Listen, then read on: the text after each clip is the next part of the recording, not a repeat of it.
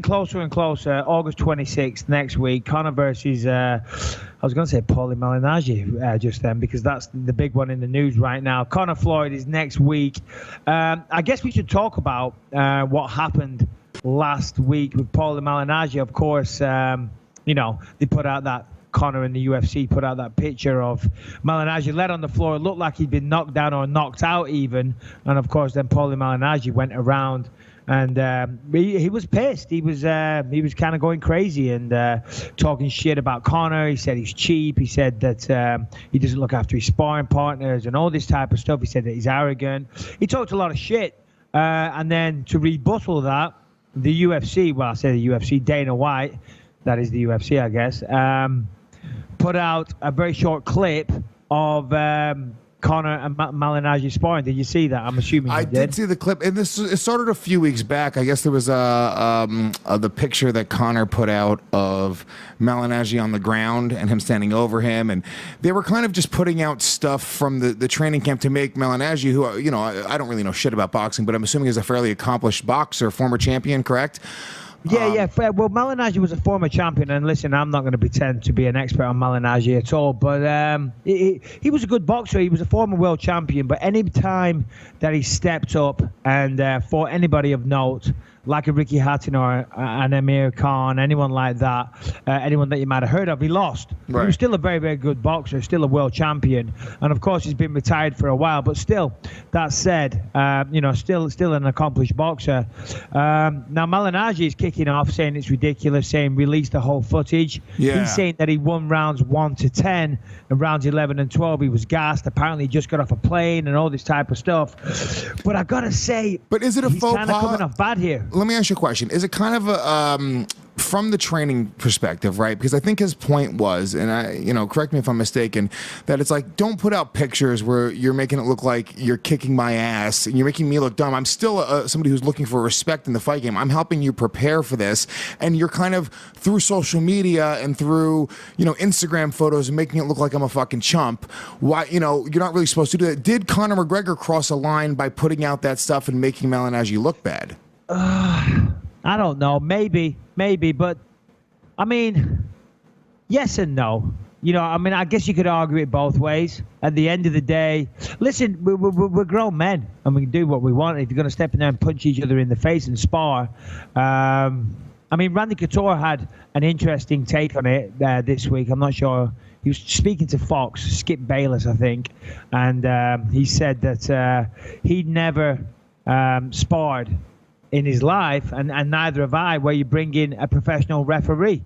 And if you bring in a professional referee, they were kind of recreating a fight environment. So really, he was there as a practice fight and not so much a warm-up. Right. And if that is the case, because having a professional referee does kind of create that. Now, one reason why he maybe had the professional referee was because it's all about visualization, and the more you visualize, that's why some fighters, that's why GSP, I've worked with GSP's sports psychologist, and he was trying to get me to do the same thing, but I didn't do it. What a lot of fighters, and you see John Bones Jones doing it, you see a lot of fighters doing it these days. They walk into the octagon the day of the weigh-ins, and GSP's sports psychologist was telling me, listen, practice the walkout. Imagine the crowd. Imagine everything. Walk out with your team. Give your cornerman a hug. Get into the cage. And, really visualize that whole experience. Imagine the crowd and the referee and Dana White being there and all the rest of it. So that when it actually happens, you've been there. And I thought maybe you're bringing in the referee so Conor could kind of, replicate that in his mind and visualize it. Right. Or maybe it's because he was trying to, have a warm-up fight. And if he was having a warm-up fight and that's what it was, then I guess you can put pictures out there. Yeah, that's interesting. I always kind of thought the idea of sports psychology, it was a little bit silly. I'm sure there is some validity to it, but it's like, I don't know, man. Look, there is validity. Well, listen, here's the thing. So GSP's sports psychologist tried to get me, and God bless him, he's a very, very good guy. His name actually slips in my mind right now, so I apologize if you're listening to this. No insult intended. It just literally slips in my mind. But he wanted me to, as I said, go through the entire fight day thing, walking into the cage and all the rest of it. Did I do it? Yeah. No. Did I fuck? day of the fight or the day before the fight, I'm trying to relax and all the rest of it. Listen, sports psychology is great, and some of the sessions that I did with him were very, very beneficial. But also, what do they do in a set? Let me ask you a question though, because this is kind of, I have no idea about this. This is really intriguing to me. What is a session of sports psychology like? We all know what therapy is like. You kind of talk about, the things that are, going on in your life, and they'll, get to the root of them. They'll, you make breakthroughs. What is like your first session? You sit down with a sports psychologist. Do they have you lie down like you're with a regular therapist? You start talking about your goals in sports? I have no fucking clue. Yeah, well, me neither. I mean, I'm kind of naive, but I did do a couple of sessions with him. And as I say, he was very good. And this was a long time ago, so I'm trying to think back. But if I remember rightly, what we did was, and we were doing it via Skype, and he said, turn off all the lights in the room, lie on the floor. Take your dick out. I've got a rug by the computer, lie on the floor, turn off all the lights. And he spoke to me and talked about the fight and talked about what I want to achieve and this and that. A lot of inspirational things and, all that kind of stuff. And as I say, it was our first session and we were doing it via Skype. So not exactly the ideal, scenario. But I did find it very beneficial. If anything, it got me really pumped up to go and train. I did want to work with him more, but I'm kind of an old school guy, so I never really did it. What if I'm assuming GSP will be doing it for this fight? Let me ask you a question though. Aren't you a little bit afraid? Like, what if GSP is working in cahoots with this sports psychologist, and while you were in your deep trance, he put fucking some sort of spell on you or some sort of like hypnotize, where he's like, now you can't stuff a takedown. It's like when I snap my fingers, you will not be able to stuff a takedown, and you have no idea this is going to happen. And GSP is going to lay on top of you for 5 rounds straight, and you're going to have no idea why. Well, that would be GSP's only hope in hell of winning this fight, and he would have to go to some kind of extreme measures because I'm about to embark on my training camp. I've just come back from Maui, had a fabulous vacation, ate too much. Drank a little too much. Honestly, I was very, very good. I didn't drink much. I can't say I was drunk on any occasion. I had a couple of glasses of wine and maybe the odd cocktail here and there. I was pretty good. And we were pretty active, but I did eat like a king. So right now I'm pretty heavy. I'm actually 228 pounds.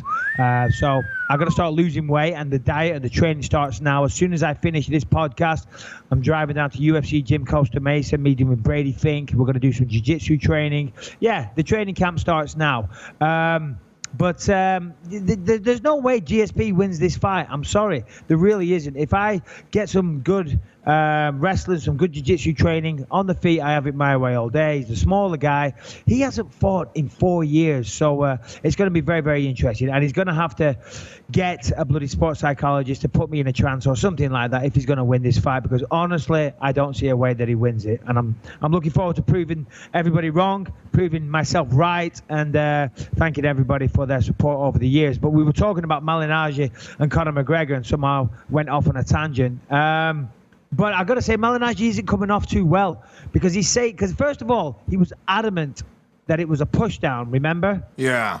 He was adamant it was a push down, and I'm sorry. What did you think, Luce? You think that was a push down?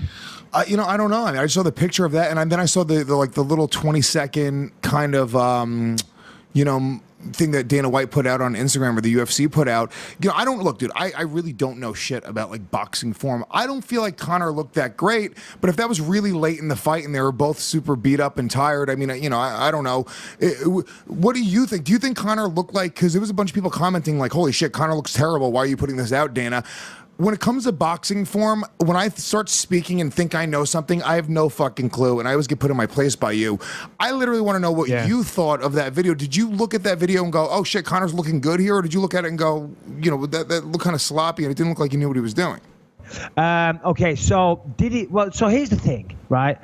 When I look at fighters, for example, Dan Henderson. Dan Henderson is somebody that everybody knows has amazing knockout power, and I fought him twice. First time, obviously, ended very badly for me at UFC 100. My boxing coach at the time, Mark Kinney, who's a fantastic boxing coach, said, listen, you're going to have a walk in the park with this guy. He's fucking awful. Look at him. Look at him. And you know what? Technically, when you watch Dan Henderson, his striking isn't that good. And from a boxing purist standpoint, if you look at him, he's fucking awful, technically bad, all the rest of it. But just because you're not technically perfect and your form isn't great and you don't work the way that a boxing coach wants you to, doesn't mean you can't be effective. If you've got the balls to walk forward, take a couple of shots here and there, and you pack dynamite in your hands, you can still be, you know, drastically effective, as Dan Henderson is and was. And even in my second fight, he hit me with 2 of those big shots and cut me open. Of course, the other 25 minutes, I beat the crap out of him, but still very, very effective. And the point I'm making, the comparison I'm making is, although, you know, you're saying there that some people are saying, wow, Conor looked terrible in that. I didn't think he looked terrible. I actually thought he looked very, very good. But if they're saying from a boxing standpoint that he looked terrible, well, maybe, but you can't deny that he was effective. Yeah, he was hitting. He was certainly effective, because that one left hand that he landed snapped his head right back. And okay, there were some other shots, those little rabbit punches to the head. Listen, it was all Conor. All right, it was only a 20-second clip. And of course, Malignaggi is saying release the rest of the video. He's saying rounds 1 to 10 he dominated, rounds 11 and 12 he was gassed. You know, but I feel that he loses all credibility, because he said it was a push down. It was a push down.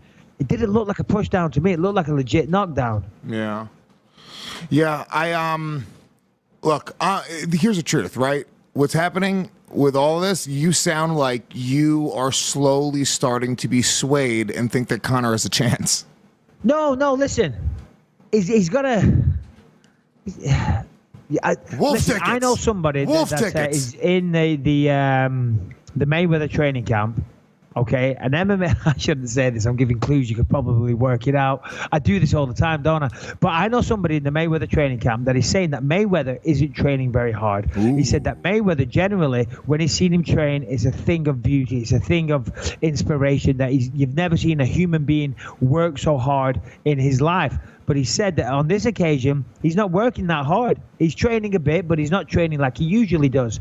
Now, at the open workout, we saw Floyd Mayweather for around 2 hours just go from bag to bag to bag, throwing an absolutely unbelievable amount of punches. It's crazy that a human being could throw that many punches and not be tired. So I kind of thought, well, maybe he is training. But this guy that I know says that he's not training like he used to. So that obviously sways towards Conor if McGregor's... Sorry.